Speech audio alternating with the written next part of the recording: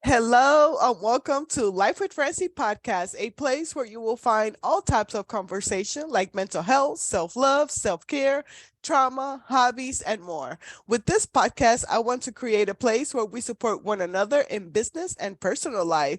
Hope you enjoyed this episode. Now, let's get the show started.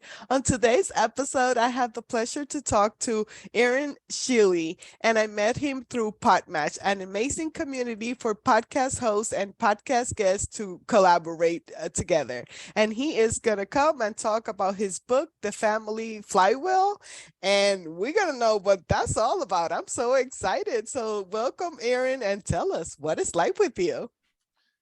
Yeah. Well, yeah, I'm excited to be here, Francy.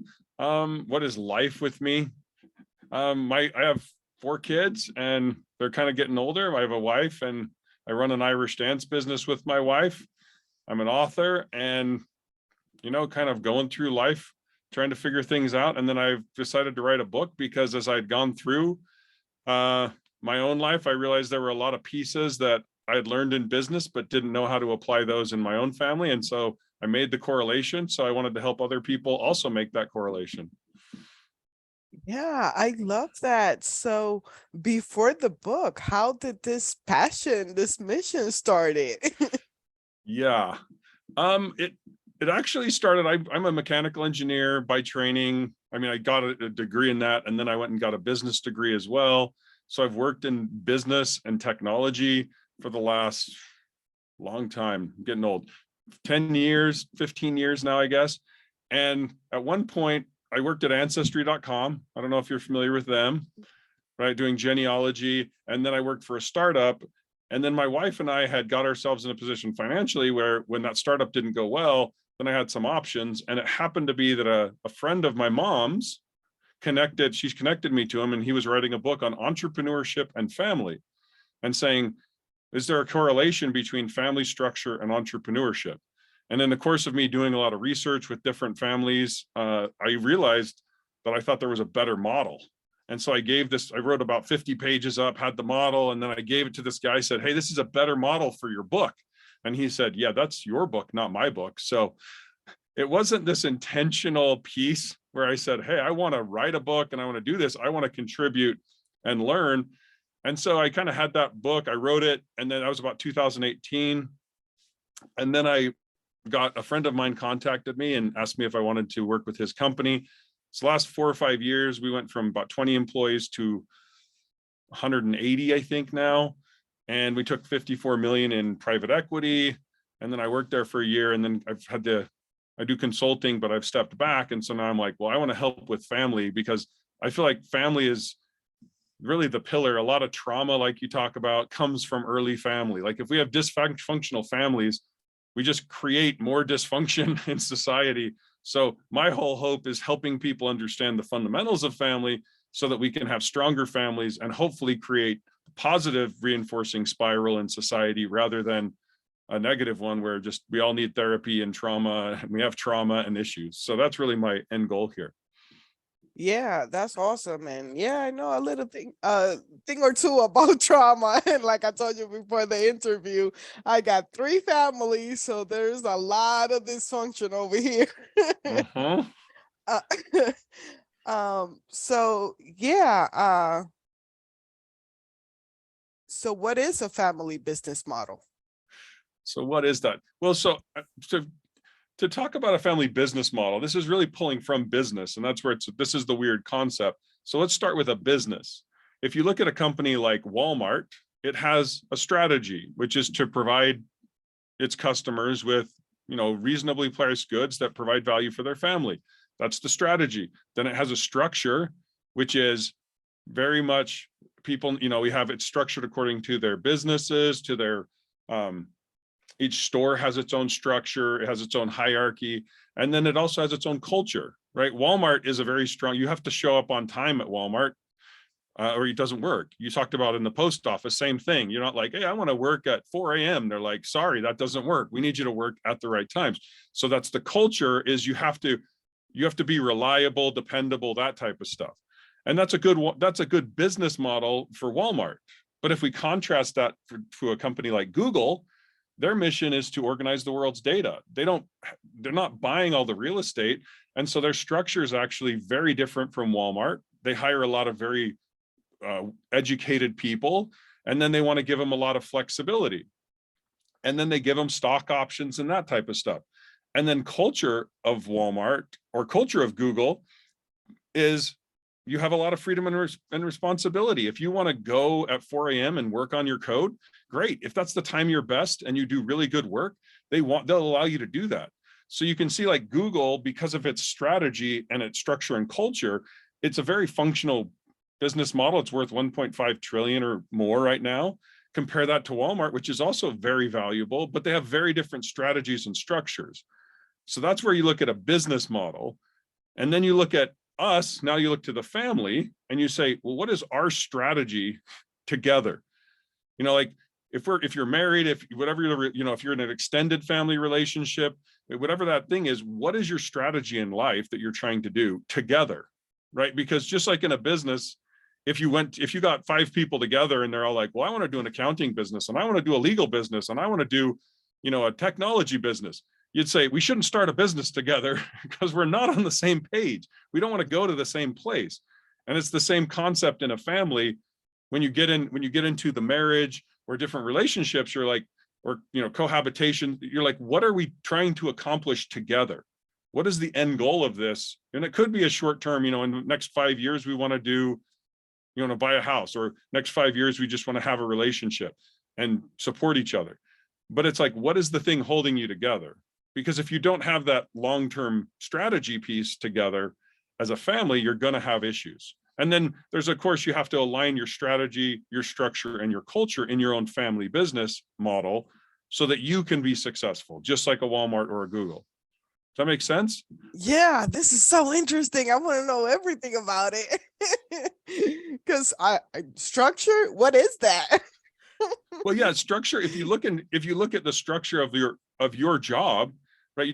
You work in the mail thing. It's like you have to show up at a specific time. There's probably meetings, there's probably trainings, and there's annual plannings, there's your annual review. All of that stuff is the structure that keeps the business going. And even though most of us say we hate meetings, if you get rid of all the meetings, then all of a sudden you have weird information problems, right? People don't know what's going on. So that's one of the key parts of the structure is what meetings you have.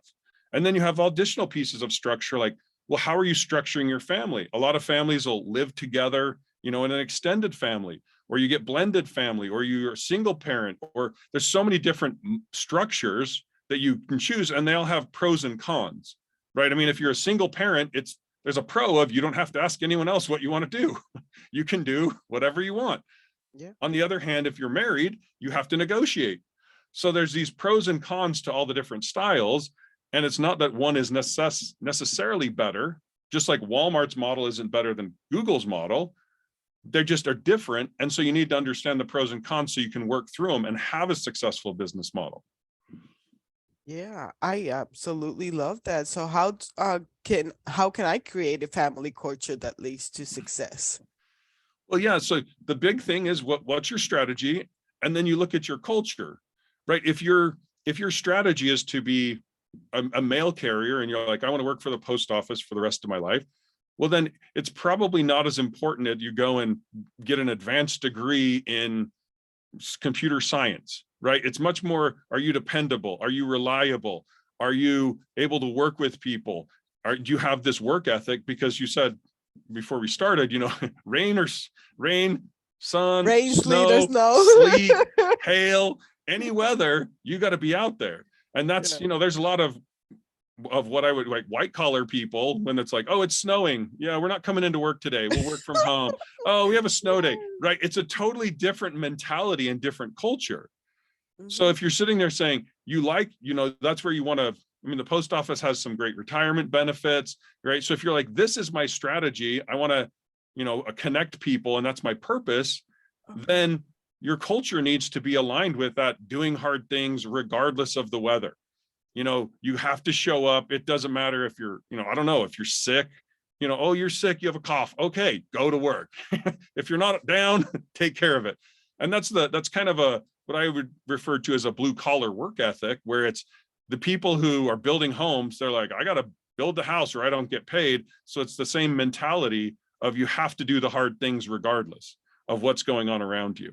Whereas in a lot of other, if you're white collar, like I say, it's a different culture. You need to be much more focused on learning, ingesting new information, figuring all that out. Otherwise, that doesn't work. So your culture needs to be aligned with that strategy. Otherwise, like if you wanted to be a doctor, but you don't have delayed gratification. No, I want to spend all my money now. Okay, but you're going to be investing for the next 10 to 15 years before you actually get your big paycheck, and you're going to have lots of debt. So if you don't have delayed gratification and you want to be a doctor, that's a bad combination. Does that make sense? So it's really aligning culture with your strategy. And if there's conflict, that's where you'll have the friction and you'll screw your life over. Oh, I love that. And how can we avoid that? Well, yeah, I mean, a lot. That's why I talk in the book a little bit is like, if you're looking through, like, what is your strategy? And then you go like, what are your core beliefs? If you're looking and saying, people treat me unfair, or I can overcome things and I can grow, you need to look through. I mean, there's a lot of self-examination that comes into what do you really want to do in life? I mean, I've got a lot, next 40 years, what do I want to do? What is my strategy? And then, well, what cultural elements do I have to do for that? I mean, for me, I think I got to learn AI. I'm in technology. I really need to figure out AI, how it works, because that's where technology is moving. I don't know that AI affects the postal system that much, frankly. That's right. So that's less important for you to learn. Oh, I don't know. I don't know about that. They sure are trying, but just on the clerk side, the mail lady still gotta go and deliver mail, unless they get robots too to do it. I don't know what's coming. But yeah, I love that. So do you help to give ideas and stuff in the book for people to to get a start? Yeah. So I go through each section, and there's some resources on my website, thefamilyflywheel.com, where I try to help you walk through what is your purpose. A lot of times this is a hard question, especially when you're young. You're like, survive is my purpose, Oh day my to day. God, that is me and my friend. Sorry, that was so relatable. Yeah, I mean, a lot of it's like, how do I survive? And then once you get past the survival level, then you go, okay, now how do I move to the next level, which is usually thriving, right? Am I making enough money to cover my expenses? I mean, I've been in some spots when I was especially young, married, and had a couple kids, and I'm like, I don't know where this is coming from. So once you get past the survival, and this is the same in a business, right? If you start a new business, it's like, first step, get enough money so you can support the business. If you can't, go out of business, right? Then the next one is, well, what are you trying to do with your purpose? What are you trying to do with your mission? And then you start to look at, well, what type of structure are you currently living in? What kind of structure do you want to live in? And how can you move towards those? And then looking at your current beliefs and values. Well, what are your current beliefs and values? Do they match what you need? Or do they have issues? Like I said, I talk about the blue collar jobs. I talk about white collar entrepreneurship. Going into the military has a lot of advantages for a lot of people. I definitely contemplated it. I love the military. Then there's things like some people want to be a homemaker. Well, that job, if you're going to try to do the homemaker career, well, then you need to partner with another career. Otherwise, you're not going to have the success, in your life. So it's really trying to just look at all the pieces. And I'm trying to the book is not trying to be, hey, this is how to be successful according to Aaron, right? This is how to be successful with these parts, and you put them together however you want. But I just want to make sure everyone understands all the parts. So like I say, on the website, I have a lot of resources to help you walk through what is your strategy, structure, culture. And then I also talk about what are the resources that you have available to you to help you get there, because I think a lot of people underestimate the resources that they have available, but they're just not moving towards that. They don't have the purpose, therefore they're not using their resources well. Love, love, love that. And I will definitely be doing some homework after this interview, going to the website and everything.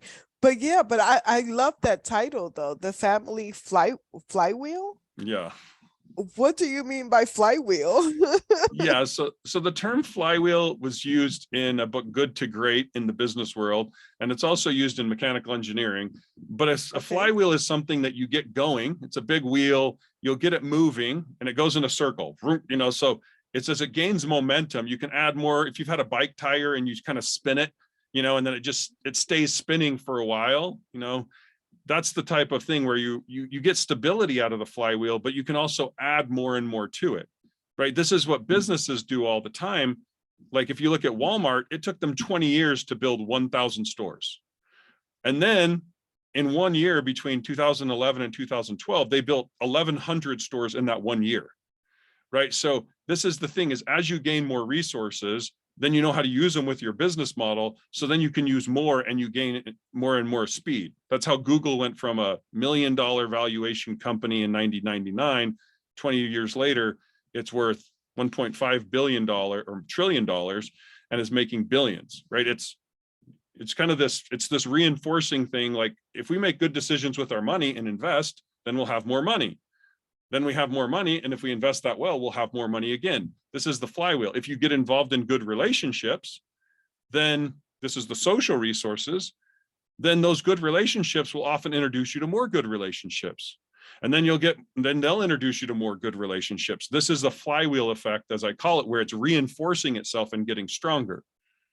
Now, the negative version is also true, which in business we call the death spiral, which is where if you have money and you make poor decisions with it, then you have less money, which means you're probably going to have even less to deal with and you're going to have more and more problems. And that's where businesses go out of business. Or if you have bad friends who are involved in crime and those type of things, they often want to pull you into those things. And then you get pulled in. And then as you get pulled in, then you get more negative influences around you. And then they pull you in. And then it becomes this, like, you're all sorts of messed up because you've got now a whole group of friends who are very negative and could be in and out of jail, have problems with the law, and they want you to help them in and out of those problems. So that's Yeah. the big thing. And you see, I'm familiar with the death spiral, but not the flywheel. So I'm gonna turn more into the flywheel. Well, and this is one of the things. It's been very interesting. There was a guy, I call it, so you have resources. We all have financial resources. We all have social resources, our relationships, and then we all have human resources, which is our time, our energy, our mental health, our health generally, and then our skills. And how we use those resources is really what determines if we get more of those, right? That's the business model, is saying, hey, Francy, how are you going to spend your time today? Well, I'm going to go to work. Why? Well, because then I'm going to have more money. Okay, well, how are you going to use that money now? Well, you give it to my parents. Okay, that's not going to give you more money unless they pay back with interest, which most people in your family don't pay back with interest, right? They just consume it.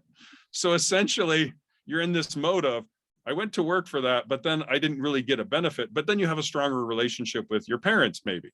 But then you go, well, was that relationship good, or is it, I have it and they're maintaining the relationship with me just because they want the money, right? You end up in these places where you're like, if you took that money and instead invested that in, if you wanted to go into a college, into a different profession, or if you had started to invest in real estate or in the stock market, then you'd be like, well, I had a little money, now I have a little more.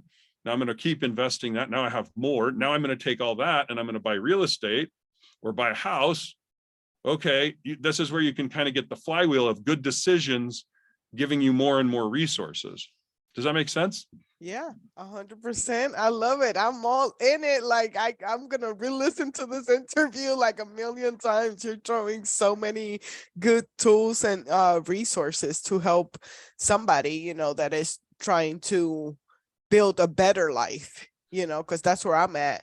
Like I was in survival mode. I'm still I still got like a little toe in there. Like I'm trying to get out, but I'm still in there. And now I'm trying to go into the season of thriving, but I am uncomfortable with that because I have been in chaos for so long that the first time that I felt peace, it was so uncomfortable. Like I was like, I need to go and stir the pot somewhere because I don't like this at all. Like I need some drama in my life. But I figure it out. I just gotta watch it on TV and then I'm good. I can have a peaceful life now. I'm okay. I crave that now. But yeah, so I love all of this because like I said, like I have a huge family setup at the moment, but I'm not a parent yet. Like I haven't had kids come out of my body yet. And I'm thinking about that because I have so many generational curses and family programming, as I have Mhm. three families. So I have a lot of reset that I have to do before I take on that journey. So my kids doesn't have to deal with the stuff that I have dealt with. So I am loving all the information that you have to offer. This is just amazing. Yeah, anything else that you would like my listeners to know about you? Well, I think, like you're saying, there's a generational piece, which is interesting. And this is where a lot of people, they'll look at things and say, well, this isn't fair. And you go, well, this is about generational decisions that people made, right? And you can't, and there's some people you can say, well, I mean, there's a lot of hard things that happen in everyone's lives, right? So you end up with this, and I talk about this in the book, like, what are your beliefs? Let's say, let's say your family was the victim of something that the government did, if something that, I mean, there's some of that with my family where you treated unfairly and those type of things. Well, if you go into the victim mentality, then you're like, well, someone needs to do something to make this right. But how does that make you an actor? Like, you can't do it. You're just waiting, right? Okay, well, I'll wait until someone makes this right for me. And like you said, if you're trying to fix the generational issues so that you can stop them, well, if you're an actor and you perceive like, yeah, there were bad things that were done, but I can't affect those in my life. And if they can get affected, that's someone else's, and that could get done, great. But I got to go from where I'm at. And I think there's a point when you look at it and say, great, there's that. How do I move forward? And how do I stop the propagation of this negative flywheel? Because I've seen it in a lot of families where, well, there's different things. For instance, if you look at one woman, she was given, or I have a story about, there's two stories in my book about lottery. There's a lottery winner. He won $20 million. And everyone would say, that is so good. I have these resources. I have all this money. But if you look at it, they don't have a business model that knows how to use that money to make more money, right? Or to make wealth for the family. So the guy who won this, he and his wife, I think it was 5 years later, they ended up, one of them, I think, ended up dead from an overdose of drugs. The other one ended up in bankruptcy and had screwed over their whole life because they didn't know how to use the money. So that's where a lot of people get into this mode of, I need the resources so I can fix the business model. And you go, no, the business model needs to get fixed first, because if you don't fix the business model, that's the thing that uses all the resources. And so if you look at that person, the lottery winner won $20 million and they converted it into, they did a death spiral, lost it all, ended up with, they lost their social connections and they lost their human resources. And then you compare that to someone like Elon Musk, he made $20 million off a business, but then because he knew what to do with that money, he reinvested it into companies like SpaceX and Tesla, which he almost lost. He's a high risk taker. But that $20 million, he was able to convert into $200 billion, right? And so you say, like, the same resource was there, but because you didn't know how to use it well, in one case, it hurt the person. In the other case, it made them wealthier. And so that's where I think the focus needs to be on, if I had this money, if I had this home, if I had the connections, would I know what to do with them? You know what I mean? It's, do you want to be rich or do you want to be someone who creates wealth? Because businesses create wealth and that's the byproduct. But if you just want to be rich, that just means you have a lot of money in the bank, right? So it's, for me, I'm like, I want to generate wealth like a business. I don't want to just be rich. And that's where I think there's a slight mentality shift of how do we move? I mean, I was talking to a guy yesterday about Israel and the Jews and how they've been so oppressed so long and they just keep winning because they are like, well, we can't own this, therefore we're going to get into trade. Oh, and banking. And then that became big. Oh, we've been oppressed here. And so how do we make it work? Well, we'll do this. And they've just continued to kind of work through the problems. And I think that mentality has been super useful for the people I've known as well. It's like, there's always bad things that have happened, and we should definitely get to a justice point on a, on a grand scale if possible. But if not, what do I do individually? Right. And that's the belief system. And I mean, there was a story from a woman who wanted to get into venture capital, and she went in, she did her presentation, and it didn't go well. And she said, well, I could either blame this on the fact that I'm a woman, or I could blame it on the fact that I suck. And she's like, I can't change the woman one, so I'm just going to assume it's because I suck. Well, she did that, and then she ended up becoming the first venture capitalist in Silicon Valley. I think she opened her own fund. And so you could have said, well, all those people, if she could have been 100% right, they were all sexist, right? It was total sexism. But because she was like, I can't change that, I'm going to work on the thing I can, she was able to overcome it and become super successful. So that's kind of the beliefs and your value system that are often difficult to change, because you're in this mode of, well, how was I taught to think? How was I taught to look at the world? And sometimes those are very counterproductive. I mean, even for myself, I've looked at some of my beliefs from my parents and been like, yeah, I'm not going to adopt that one, or I'm going to try to go around that one. Does that make sense? Yeah, no, 100%. That makes sense because, like I said, I have had so much programming in my family, and it's not till past a couple of years that I was just enough. Enough is enough. I need some help, and I finally found a mentor that worked for me. And in my case, it was mostly because I wasn't talking about my trauma. So I just needed to get that trauma out to get rid of shame and guilt, and then focus on what I needed to focus on. And oh my gosh, in 2 years, like my life has changed so much. Like I can't even believe that I am where I am today, because 2 years ago I was having panic attacks and breakdowns and everything else, but I was just reacting from trauma. Yeah. Well, and that's a very important part. Like you're saying, you're stopping, you're like, you had this programming, and now you're looking like your parents kind of, we all learn how to survive as children, right? And some of that is just poorly programmed. And that's one of those things where as I've looked at it, there's so many people who need therapy right now. And I'm like, why did I not get therapy? And then I was like, well, I would come home from school and my mom would be there. And then I would talk about how I failed the test. And then she would be my therapist, right? So my mom, this is one of the roles I don't think that people recognize that women were doing historically, was she was being the family therapist and helping process and change those processing when you're young, when you're 10 or 12 and you're going through this and you can fix the processes right then it makes it so that the rest of your life is more successful. And it's super exciting that you're getting there at this point. But that's where I think it's, how do we get that therapy like as soon as the experience happens, rather than carrying that trauma with you for multiple years and having that negatively influence all those relationships. Yeah, no, and in my case, it's just culture.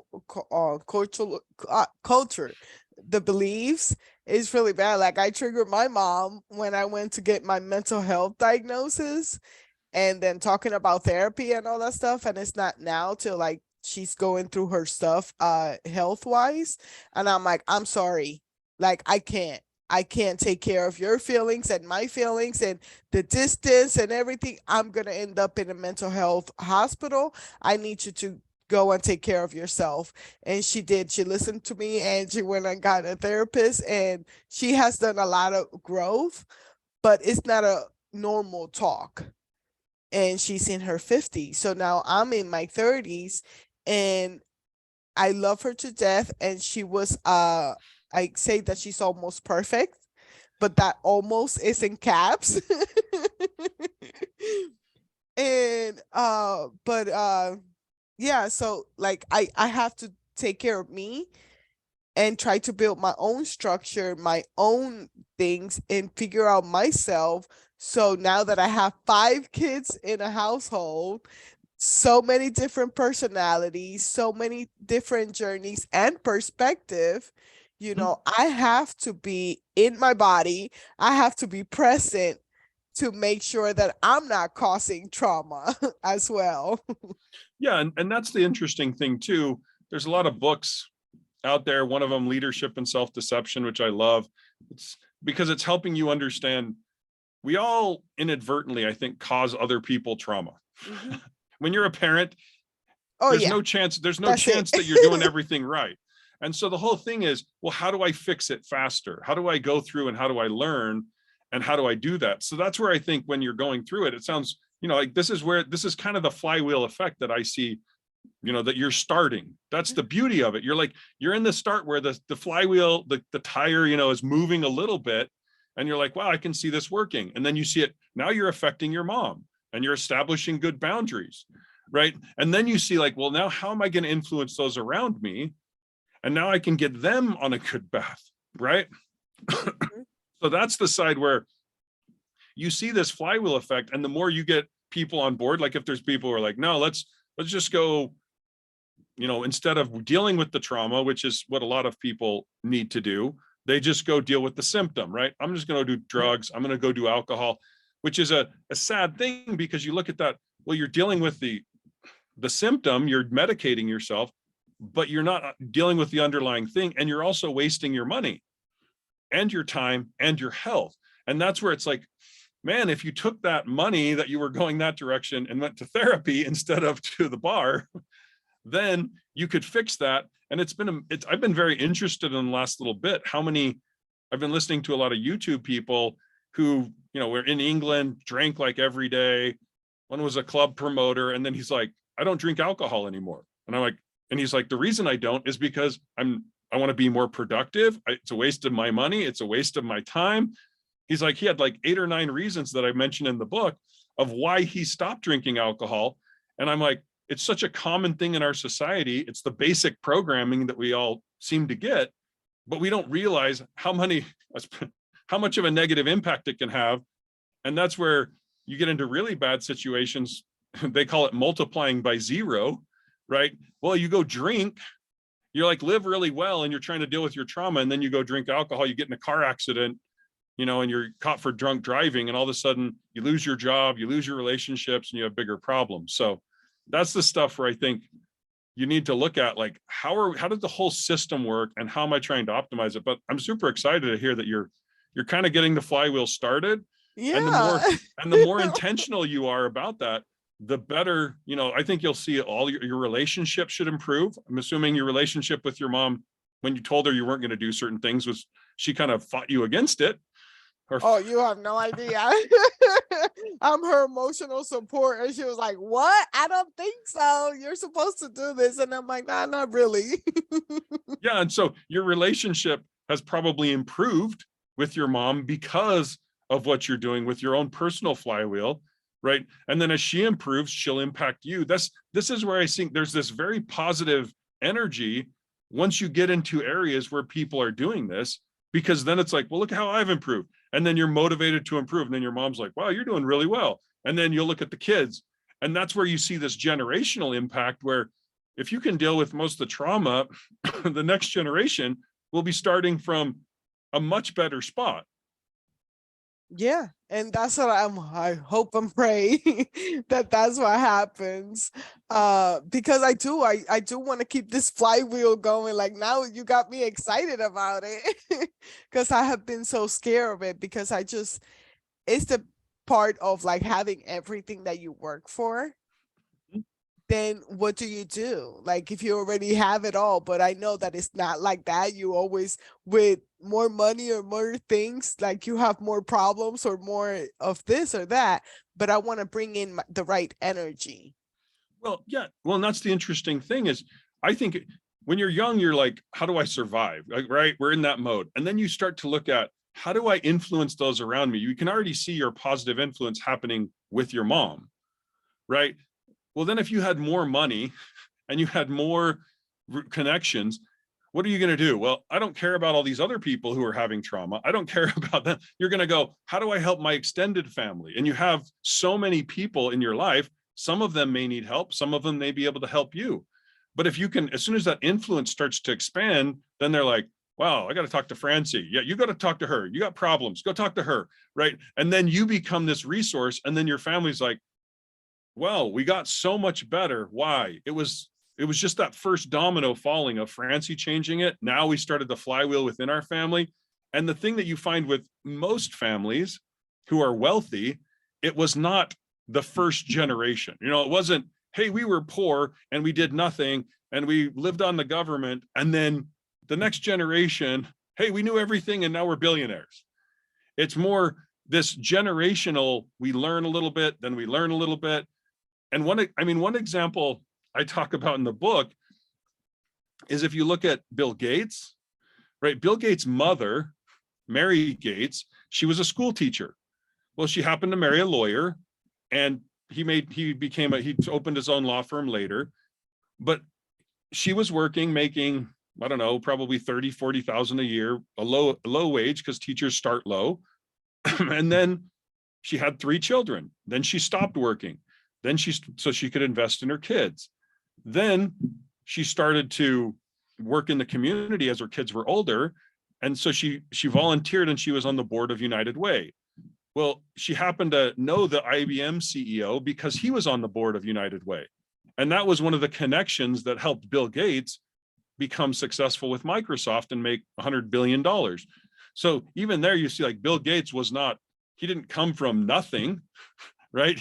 Yeah. His family was pretty good and they had a good business model. They had dealt with a lot of the trauma, those type of issues, I would think. And then the next generation had this chance to kind of jump off or stand on the shoulders of giants, as they say, and become even more successful. So I don't think it's not super easy, I don't think, to go from nothing to something. A lot of times immigrants will come over and they'll have some good family values, good, strong structure, and have no money, but they'll have really strong relationships, really good culture, and then they'll become successful. But it's rare that you see people that don't have successful business models becoming uber successful. Yeah. No, I totally get that. And in my case, generational things that my mom took care of it was alcoholism. She made sure that she wasn't an alcoholic, and that's how I respect alcohol. And I love it, but I respect it because I know what it can do when you lose 3 family members to alcohol. You're like, maybe I'm not going that route. And now me is like the emotional, because she was a happy person, but she was depressed. So it's like she was always smiling, but her eyes always had this sadness in her. So I worked on that. But Mhm. now that I'm getting my finances together and everything, how do you share wealth, with your kids? How do you, so they don't struggle like you did? Well, like, it's great, like you're saying, your mom worked through some of the issues, the ones that she could. I mean, Mhm. it's really tragic when I did some of the research. I mean, I heard some really bad stories about families. So you see this, like, is that a lot of times we look at everyone around us and we're like, well, why am I not the same as them? And why am I not the same as these people? And then you look at it and go, oh, if I looked at it across generations, like, your mom may be similar to, like, my grandmother, right? Or my great, like, she was dealing with certain things. And then you end up with generations later when you end up with a level of success that we would call success outwardly. But if you looked at it, your mom sounds like she worked through the things that she could. Now you're working through the things you can. And the next generation, and even you could probably be very successful. I mean, sounds like you're potentially more successful than some of the people. You're still alive, which is good. You're probably healthier because you respect alcohol instead of letting it control you. And so those are the things that you're looking at. Like, you may not be wealthier in terms of, well, I'm a millionaire, but you're wealthier in terms of, my health is better. And that's where I like to expand it. If you only look at money, then you would say, like, well, did your mom improve much? Well, probably not. But if you look at the beliefs as well as the values, and you look at how she's done some things, yeah, you're actually wealthier in terms of your health is better, your human resources, your connections sound like they're getting better through you and your mom, and you're getting wealthier because you're able to build on her learnings. Wow. And just putting it together, because I'm very hard on myself pretty much because of my trauma and things like that. But looking at it from your perspective, I'm like, holy smoke. Like, yeah, I have cut so many generational curses. And not only that, like, I'm not where I want to be, but I'm ahead of a lot of people because of the work that I have done, inner child work, trauma work, whatever now. But I'm very hard because my finances are not where I want it to be. And because of my job, I should be in a better place. But because of the decisions that I made in my 20s, I'm still paying it in my 30s. So now I'm just trying to get better so I don't have to deal with what I'm dealing with in my 30s, in my 40s. So I have I don't know, am I 35 or 36? I'm 35. So I got 4 or 5 more years to make sure that I'm not living paycheck to paycheck. But when it comes to wealth, if I look at it in other parts of my area of my life, then I have an amazing community that I have built on my own because I came from Puerto Rico. So I had to leave my blood family. I have no blood family around. So I had to create my own. And then with my job, as much as I hate it, like I told the other day, I had a conversation with a 14-year-old. He's like, "You hate your job?" And I was like, "No, I don't." He's like, "Okay, well, what do you like? What do you hate?" And I was like, "Well, I hate waking up early. I hate being around my coworkers. I hate this. I hate that." He's like, "Oh my God, so what do you love about the paycheck and the benefits?" And the customers, because I am a mail lady, so I do have, so when I'm out of the office, it's the corporation. I feel like I'm in jail because like I have to be in the office and I have to follow the structure, their structure, and their structure and my structure in my head are not the same. Mm-hmm. So now it has given me the resources, to have the life that I have. And if it wasn't for debt, I will be in a much better place. But if you look at wealth, besides the finances, heck yeah, I'm wealthy as heck. Well, yeah. Well, and that's the thing is, if you look at it, that's why I like to have people look a little further into the future. What is your purpose? What are you trying to achieve in your life? Where you go through and you say, are you a healer and you want to go be a doctor? Like, what is the thing that is pulling you towards that? Because when I was younger, I knew I wanted to go to college. I didn't know what I wanted to do, but I had a job where I cleaned dishes and cleaned toilets. This is not, those are not fun jobs in term what most people would think. But I realized those were stepping stones to me having money so I could pay for my education, so I could pay for my wedding ring for my wife, that type of stuff. So I realized they were stepping stones. So even though I looked at the thing in the moment and said, this isn't the funnest work, I said, but this is in line with my long-term purpose. And therefore I felt spiritually connected to it. I felt emotionally connected to it. And I felt fulfilled by the work because I understood where it fit in my purpose. And that's where I think a lot of people get caught up in, well, I hate my job. Yeah, the reality is I've been at all levels in companies. I was a COO all the way down to the lowest person. All jobs have sucky things. There's no job where it's like, CEO of a massive company. I get like poor Elon Musk. I look at, he's got like 3 companies. He's trying to keep together. Like what an emotional, how would you even manage that? That many moving pieces, all those things. It's amazing that he can do it, but that's a lot of stress. A normal person cannot lift that much stress or deal with that much stress unless they've been essentially lifting the mental weights for years and years. And that's where I see a lot of what we're looking at. Like, how do we get ourselves into this healthy state? How do we learn generationally? Because some things you can't, but I like I say, you're doing great from what I can tell in terms of the journey. And that's where there's a book called The Gap and the Gain that I just recently read. And it talks about, you need to measure yourself based on history. Like, where were you? If you go back 5 years and you say, how do you compare yourself to that person? Then you would say, well, I can say that there's a lot of progress. It sounds like you've actually had a lot of progress in the last 5 years, right? And you can look at your mom and you can be like, well, she's still imperfect and she's almost blah, blah, blah. Right. And you can do that and you have like a little bit, here's what I want her to become. But if you look at it and say, but where is she now and how far has she come? And what a gift that she helped you have a much better relationship with alcohol than these other people. Right. So this is where you can always look for, but she wasn't perfect and we don't have enough money and we didn't, and there's other people who are richer by this comparison. Or you can look historically and be like, look at how far I've come and look how far she's come. And you have a much different perspective of gratitude to her and also confidence in yourself. If you made the same level of changes in the next 5 years as you did the past 5 years, what's Francie going to look like? Wow.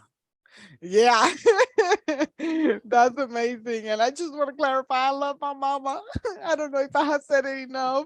She's amazing and I'm so grateful for her.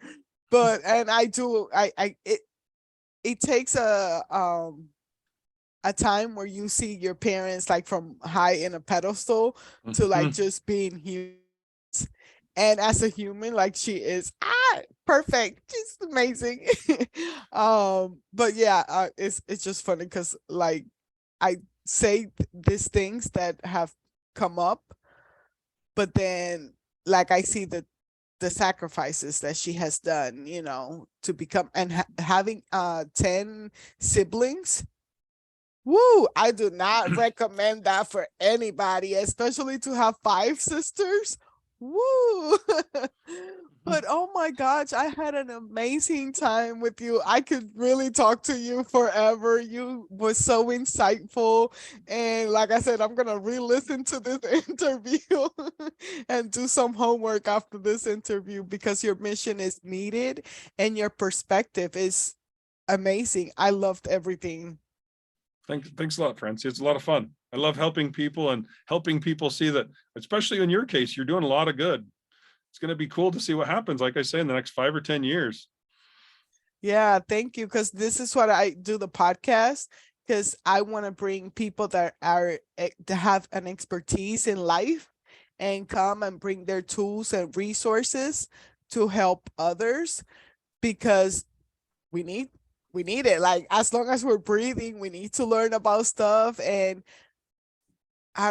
I don't know really, when it comes to my listeners and stuff like that, but like I'm going to put to that person that is struggling, that is stuck in this place and doesn't see a light. And I'm like, no, girl or guy, like I've been there in worse places, and it was because of resources and tools. Sorry, something just happened in the background that was very scary.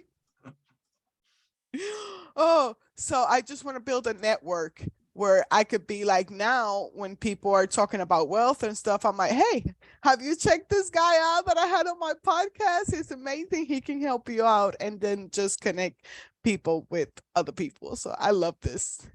Yeah, I do too. I think it's a good work to help other people and also help ourselves get connected. We need to build our social connections. I think that's one of the things that our society's been neglecting. We've kind of said, hey, focus on money. And then you look at, well, why do we feel disconnected in our society? Why do we feel that way? Well, because we're not investing in each other. We're not investing in those relationships. And then we have a lot of mental health issues just as a byproduct of not being connected to other people. So I love what you're doing. I think it's great. Thank you. So where can my listeners find you? Yeah, so the book's on Amazon. I have a website, thefamilyflywheel.com. You can go there for book resources. There's a blog. Other interviews are also posted there. And then you can contact me at aaron@thefamilyflywheel.com. I'd be happy to respond to emails, or you can go on LinkedIn or LinkedIn and Facebook at Aaron K. Shelley. Nice. I will have all of your links on the description of the episode, and you can find him as well in Podmatch if you would like to have him as a podcast guest. Well, anyways, hope you enjoy this episode. You can find my podcast in all major platforms like Spotify, Apple Podcasts, Amazon Music, and my YouTube channel. You know the deal. Like and subscribe and share with your friends. Hope you have a blessed day.